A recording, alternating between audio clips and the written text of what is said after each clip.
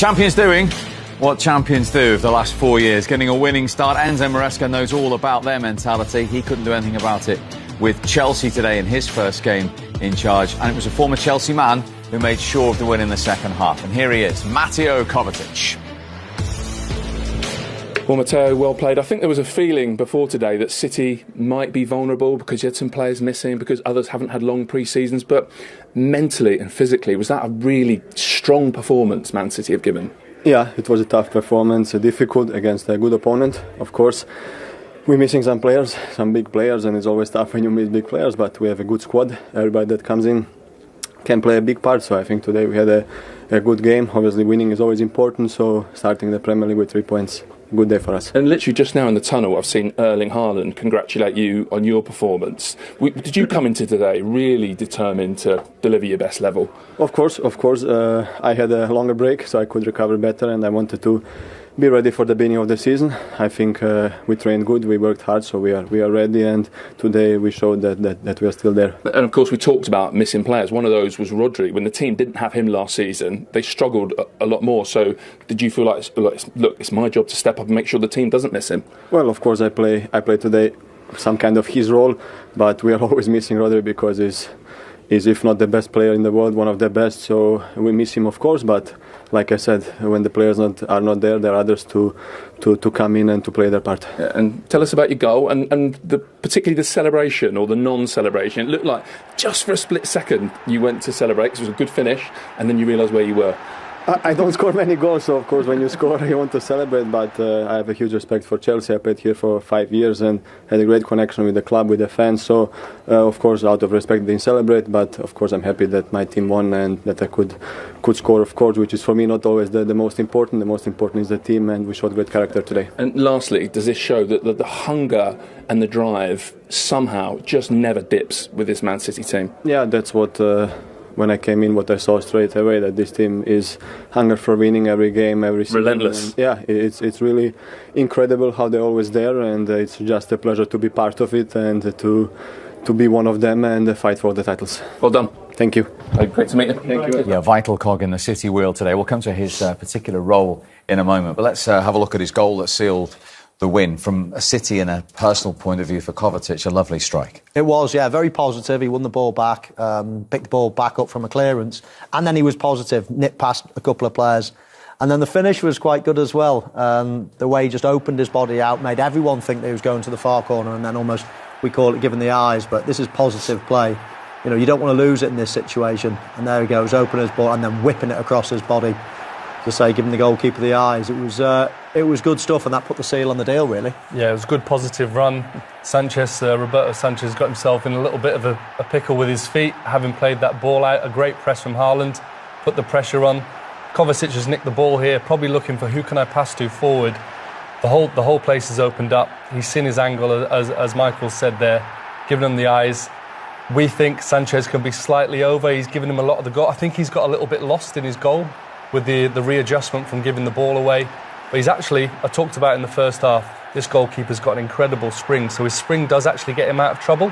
It's just the timing on the hand. I think he'll feel that he could have done better with all that's gone on, got himself in a difficult position, got himself out of it, and then timed it all wrong. I think he was looking. He was worried about Fofana, and Fofana plays the ball long. And if you see it again from behind, he's running backwards. He's not really set himself, and he finds his geography is not quite there. Plus, also, Joe, if you look at that, he's took off from his 2 feet. He hasn't got one step in. That would be his balance, as you say, yeah. Glenn. He's slightly on his back foot. As Kovacic is hitting the ball, he's still setting himself backwards. Yeah. And he can't. And then he dives from his feet there, rather than getting one step in and dives. He saves it. Yeah, but you know that's Premier League football. You know, there's many occasions you can set up where someone. Technically, if someone shoots from 20 yards out, you want to be set on both feet, ready to take a tiny step and spring. But with what's gone on, with the way the game moves and the press and the pace, and is Kovacic going to play a through ball? No, he hasn't. He's whipped it. All that's going on in your mind. And like I say, what takes the top goalkeepers to the next level is no matter what position they're in, they're able to get there. And he was able to get there.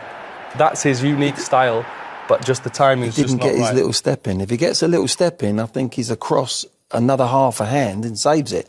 He dives from his 2 feet. He is. He's such an incredible athlete that he can get himself out of that trouble. But like I say, the timing of the hand would concern me more than not getting the step in. Interesting. What about Kovacic's role? He was talked about it there. He was asked to play a little bit deeper today in the absence of Rodri. Yeah, well, we've spoken about it a lot, haven't we? Rodri never gets injured. He's an ever-present. Pep Guardiola never drops him, never rests him. He hardly even brings him off in a game either. So is it that they just can't do without him, or is it that he doesn't trust many other people? We mentioned beforehand, Calvin Phillips came and went as a sort of an understudy. And now if he's out, then it looks like they've got somebody that they can probably trust. I mean, going to Chelsea, there's not many bigger tests in the Premier League without probably at least one of your best players, if not the best player, certainly the most important player in there. So he's just shown, together with the others in midfield, that they can obviously, tough it out in there and come out with a good win. Now, inevitably, he'll go straight back in, Rodri, when he's back and ready to go. But it'd be comforting to know for all City fans and certainly the City manager that they can do it without him. Because it's the first time they've won an away game without Rodri in 2.5 years. Look, they're big moments, and this squad comes up against big tests. They test themselves, they push each other. As Michael's just said, that'll be a great thing to have in the back of their mind, because Pep Guardiola, for all of his brilliance, to have one position that he can't quite cover in so many different ways would have been tough and would have played on his mind.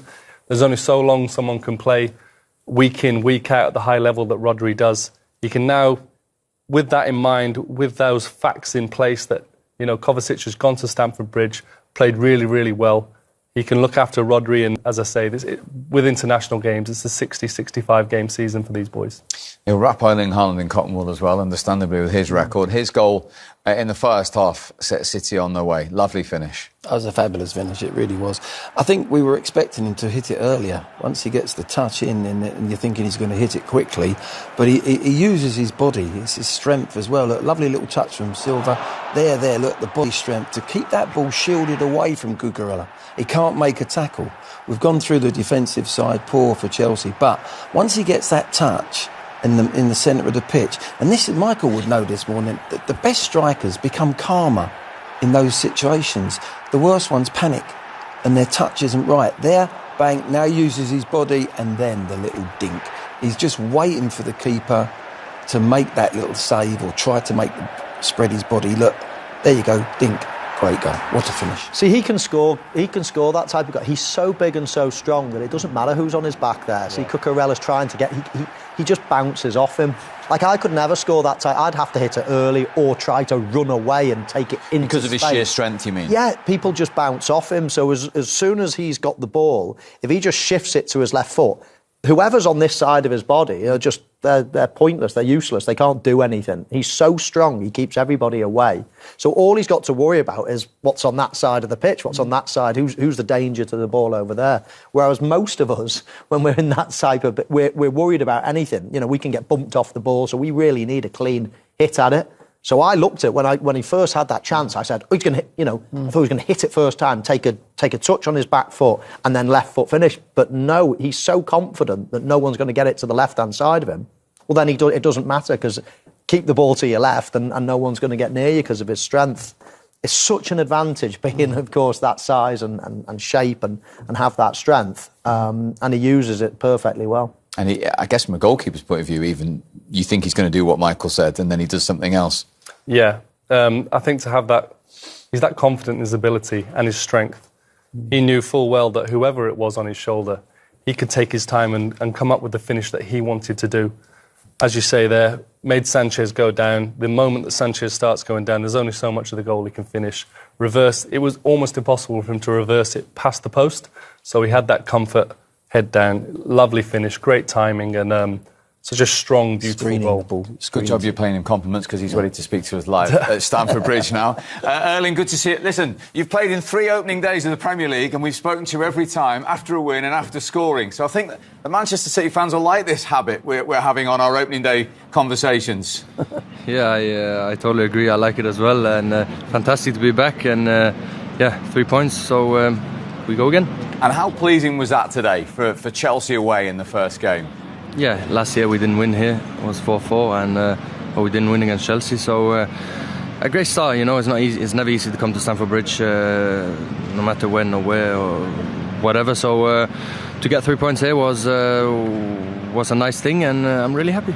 And we've been saying you had pretty much control throughout the whole game. You didn't look in too much danger today, City. Yeah, it's incredible how control or how relaxed the defenders, Ederson, and the midfielders are with the ball. It's ridiculous. I don't understand how they can do it. So all praise to them, seriously.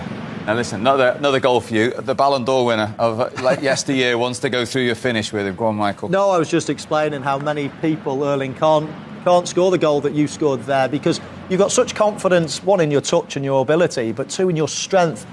Cucurella was on your right-hand side. As soon as you take it to the left, nobody's going to get near you. All you have to do is worry about what's on your left-hand side, whereas somebody like me could get bounced around by anybody. And I was thinking you might take it one touch and then take it straight away, but you've got such strength that you can pick your finish. Yeah, I took a couple more extra touches because I don't know if you remember last year, Sanchez had a great save on me, so I had this in the back of my head.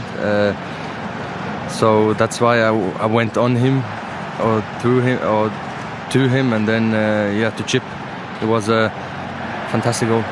Yeah, and I was just wondering as well, of course, I'm sure you would have been even happier to be in the European Championships with Norway this summer, but is there a benefit in having that summer off? Do you come back fitter and stronger than everybody else, do you think? Yeah, I've had 5 weeks vacation and no preparation for the Euros, and I didn't play Euros, so if you look in that way, it's really positive to don't play the Euros. I get more rest in my head than others, and I get a full pre-season. So no disrespect to anything or whatever, but as a football player, you need a vacation as well, and you need to relax your head, and it's becoming less and less, and that's not good.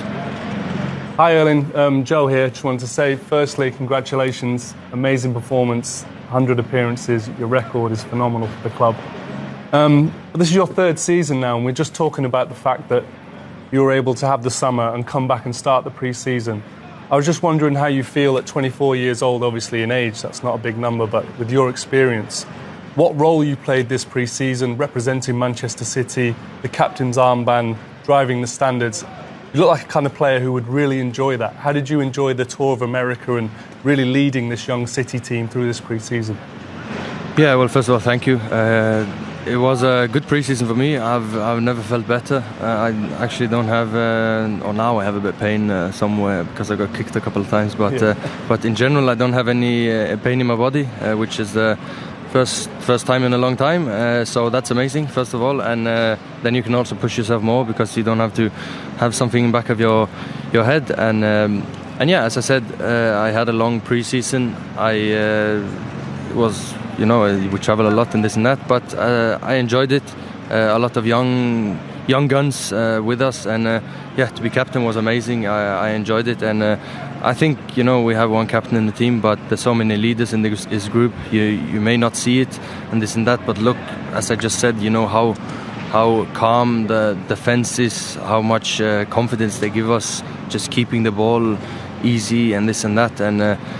Yeah, we have a lot of leaders in this team, and I'm so happy to be here, and for Pep to push us and to keep pushing us now throughout the season, because there's going to be a lot of games. So I'm ready to go again. Sure you are. Well done today. We'll look forward to talking on the opening day next season after more goals and another win. See you then. Cheers, Erling. Erling Haaland, live at Stamford Bridge. That was really interesting insight. You're right, he is stepping up that maturity and seniority. Yeah, I think he looks like a player to me who craves that. He loves football, first and foremost. He looks like he loves being part of a team. We just referenced there how he was congratulating Kovacic. How many times, Champions League winner, how many times? But he's the kind of player who always wants to be saying well done, pushing people, congratulating the defence, Ederson for their calmness. He's old before his years, but that's a compliment. He just wants to get better, and I think that would have really helped him, that responsibility this year. He signed for City 2 years ago, but And it was a will it work, won't it work? You know, how can Pep make it happen? He's one of the faces of Manchester City now, and he fully deserves to do it. And he interviews really, really well. He's a great example. Absolutely. And when you're a manager and you've got a guy who's played 100 games and scored 91 goals, you've got half a chance. I was going to ask him that, actually. Did you ever dream of scoring 91 out of 100 goals? Amazing. But the thing that what we don't see in his game so much, because teams drop in and City have got the ball, is his power and his pace that he can get in behind.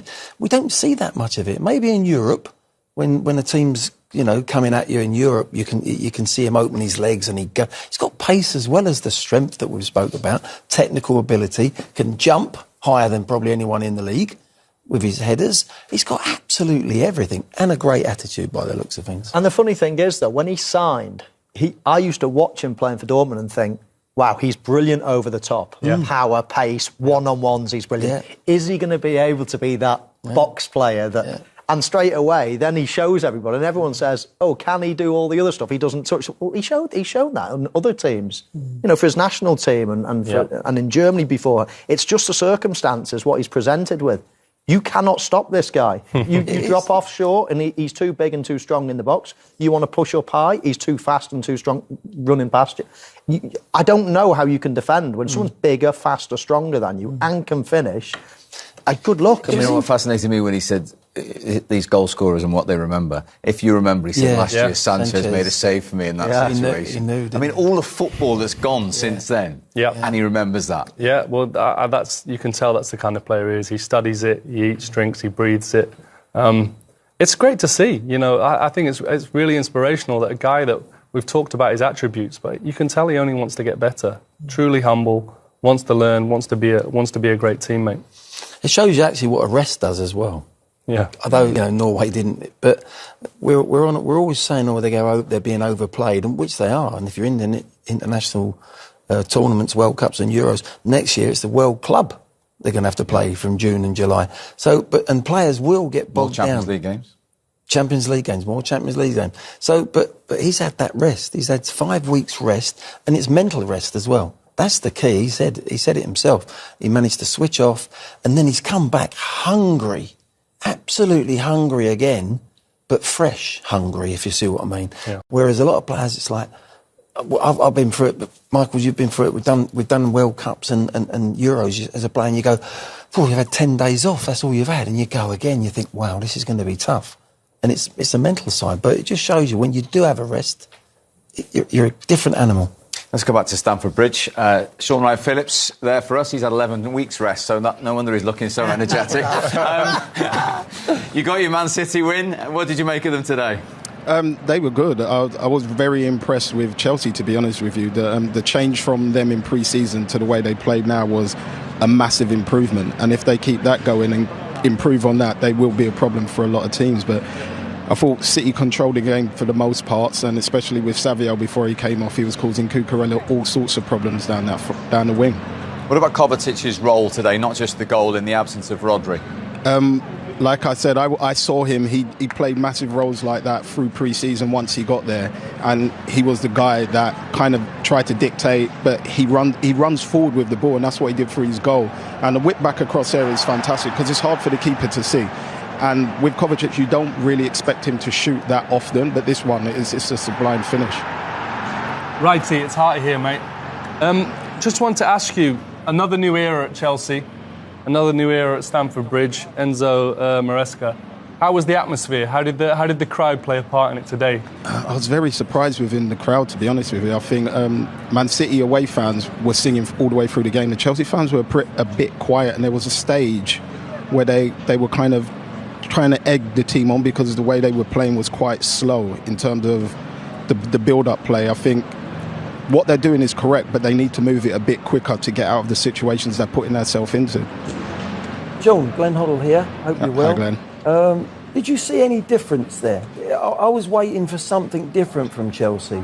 Different, maybe the way they were going to press, or the way they dropped off completely, or something different.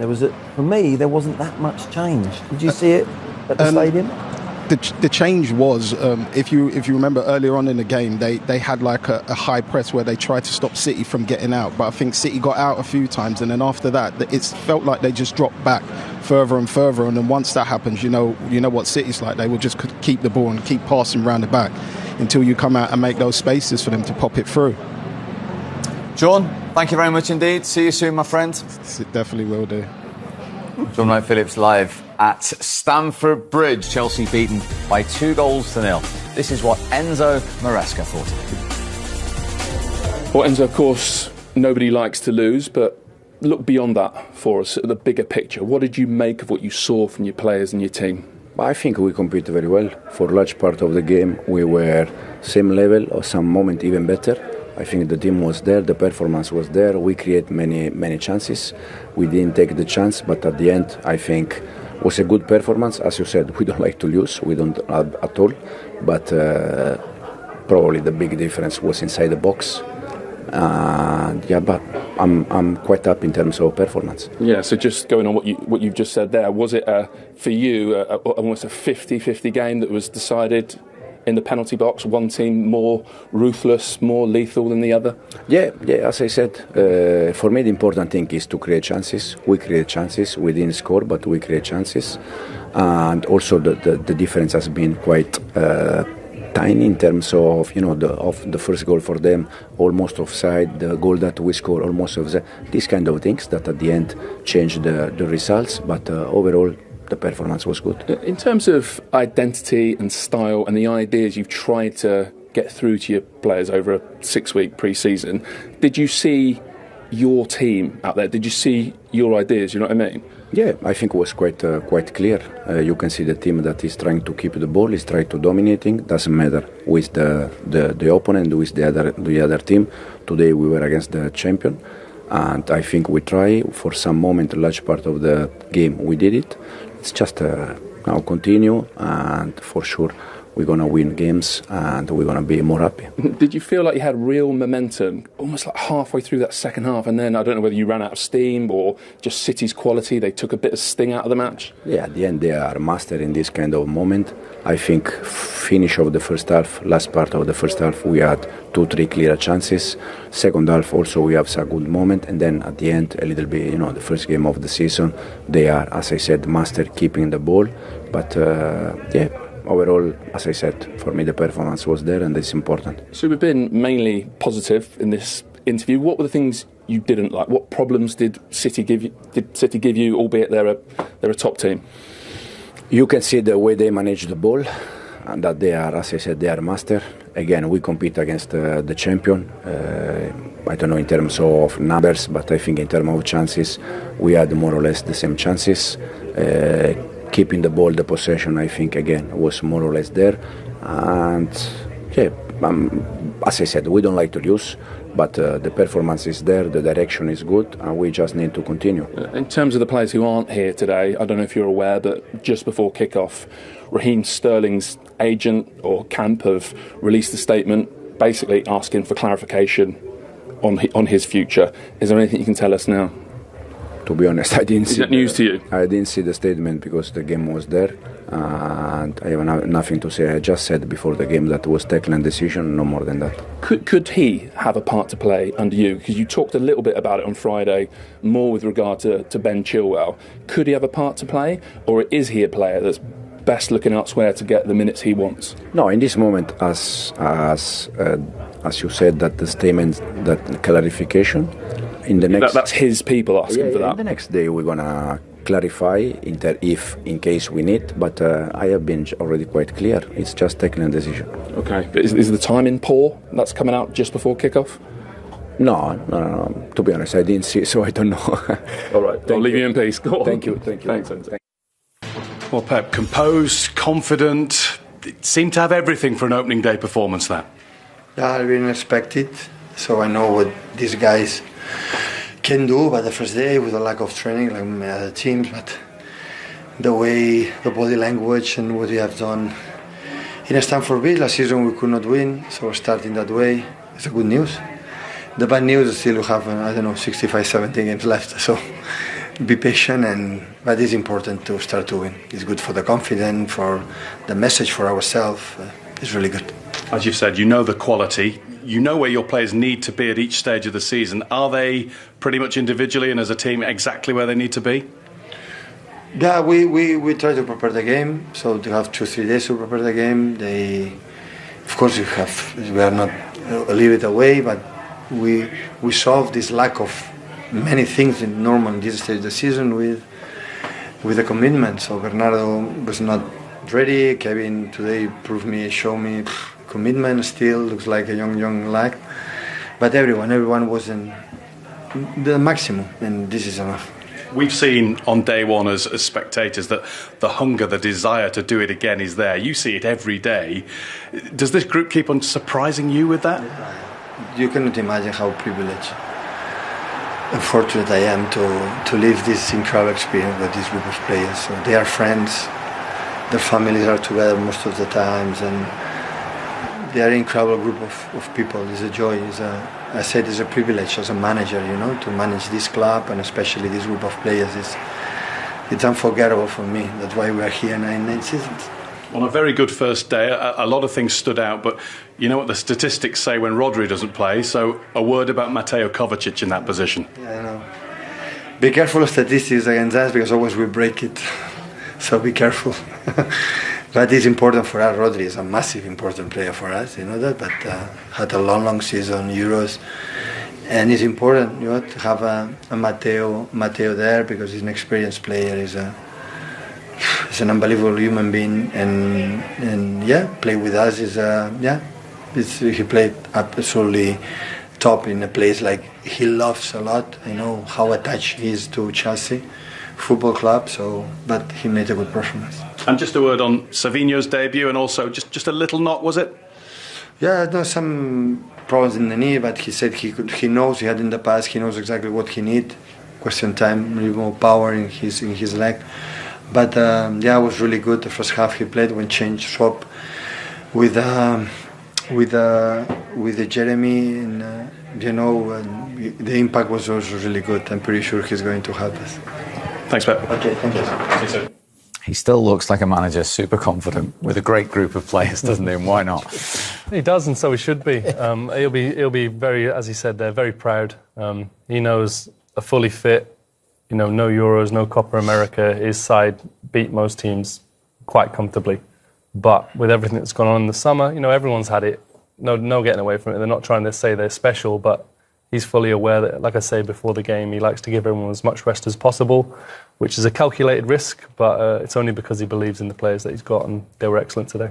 And you mentioned the bench. We've mentioned Rodri, Foden only coming on. I mean, some of the players that didn't appear today. Foden, Rodri, Stones, Walker, Ake. Grealish. He can change that team anytime he wants. The key thing for me there from that interview was we sent a message to ourselves. I thought that was key. Before the game, we were talking about the motivation to make it the fifth. But he was so pleased with their performance today. Couldn't beat Chelsea in the league last year, home or away. Went there and they've won 2-0 convincingly. And a message to ourselves. And I think that's what it is. I think internally he wants to see that hunger. I made the example of Haaland heading that ball away in the 6-yard box, ending up in the next 6-yard box, trying to score a goal. He was terrific today. But I think Pep would be absolutely delighted that he knows he hasn't played his strongest team there, hasn't been able to. But they've gone away and beat Chelsea in the first game of the season. A tough fixture. So he'd be delighted today. Yeah, and I mean, he might be saying it's a good message to himself or his own players, but it's also a message to his opponents. I mean, Arsenal will be watching that and thinking, oh, they're still brilliant. Liverpool will be thinking, oh, no, it's going to be a long, hard season. So, messages all round being sent from Manchester City today. He'd already seen the likes of Liverpool and United and Newcastle and Villa win. He's saying there, we didn't, we had a few stutters at the start of last season. Who knows? It could be the most open Premier League season we've seen in years this year. To start with a win in a tricky fixture, like Glenn says, even for City and their standards, is a boost. Yeah, it's important. And you could see there was there was genuine pride and pleasure in that interview, and he doesn't always interview like that. You know, he's always thinking about the next game, what could he have done different. He looked really, really happy with the start to the season. The Manchester City fans were certainly happy, a lot of noise. They really seem like a group that's together. Easily said when you're winning all the time, but that can only be made... You feel a lot better when you keep on winning, and that's a top start to the season. He's only signed one player, as we mentioned. We only saw him for half the game, as he said, but on first viewing, 20-year-old Savinho looks good business and an exciting prospect as well. He does, yeah. Savinho looked good, didn't he? Switched wings after 5-10 minutes. Gave the full-back problems. He looked like, I think Glenn mentioned, not only quick with his feet, but his body movement, the way, he moves and he throws players off balance, and so he could be good. I mean, we've seen so many good wide players, haven't we, for Manchester City over the years, and they tend to change quite often. Obviously, Mares leaving, and we've already spoken about the similarities, not just the number, but the way he plays. So, yeah, good debut. A little bit of a worry that he had to come off at half-time, but a good debut, and, losing a massive player like they did. I mean, looking at Manchester City's squad this season, you say, if anything, they're a little bit weaker. They haven't really brought many people in, and and a couple of people have gone, and certainly one big player has gone. So that will be nice that the one player that they have brought in is already up and running and looking quite good. And there's still time for all the players to come back from the Euros and fit and healthy. So yeah, positive, and I think he'll go home tonight very happy. Yeah, I said at the beginning of the show that there's a slight little question mark about City with all the rule things off the, alleged things off the pitch. Then Alvarez going, big surprise, a lot of money, yeah, for sure. But looking at their performance, totally wrong. They look as comfortable as they've ever looked, and the desire's there without a doubt. You can see that, and they've got the bench. They've got players that not even been used yet. They're in pole position again. They're in pole position. And do you think they even might add one before the window closes with Alvarez going? Look, they'll be working on it, no doubt about it. They're an incredible business frame, great model. They don't like to overpay, so I'm sure if they're already in negotiations. It won't be any knee-jerk decisions. They'll be making a decision as a City group. But the worst-case scenario is they've got an incredible squad, and if they add to it, then even better. Yeah. It's hard to say whether they'll add to it, isn't it? I mean, they do look light in an attacking sense, don't they? If Haaland got injured now, who would play? I know you'll say, well, Foden can play as a false nine and things like that. 9 and 10s, yeah, they can play. I'm sure they can. Like that, didn't they? Well, they did. Yeah. Before Haaland arrived. Yeah. But you would think that in case Haaland got a problem, an alternative attacking player that could score a few goals. But again, try finding one of those that's prepared to probably half the time sit on the bench as well. Which was obviously Alvarez's issue. Which is his, and that's always the problem in these top teams. You can encourage people to come, but you can't encourage the great players to come and sit on the bench, and nobody's going to get in the team ahead of Haaland, are they? So, yeah, it will be interesting to see what they do, but I think after today's performance, they're not going to panic regardless. I also think that they'll be looking to see how impressive or how improved Núñez, Lewis, who had some injuries last year, these type of players, Doku, he's got to get more end product for me. But he's saying, I've already got players within the camp that will become new players, if you see what I'm saying. Don't need to buy.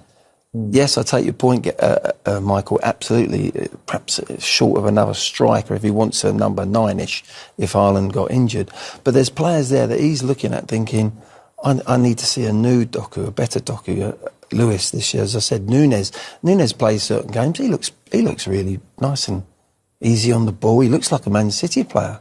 And I think that's what he's looking for within his camp. Within that camp, he's got improved players that will almost seem like they've got a new flux of players coming. And I was going to say, and they're always bringing a new youngster through the ranks as well. I mean, James McAtee's on the bench today. He's a very good player, little number 10 type of player. So they're always bringing the odd, who knows, the next Phil Foden's possibly going to emerge as well this season. Yeah, good point. OK, so as I say, 9 down, 1 to go. Let's remind you what's happened this Premier League weekend, as if you needed it.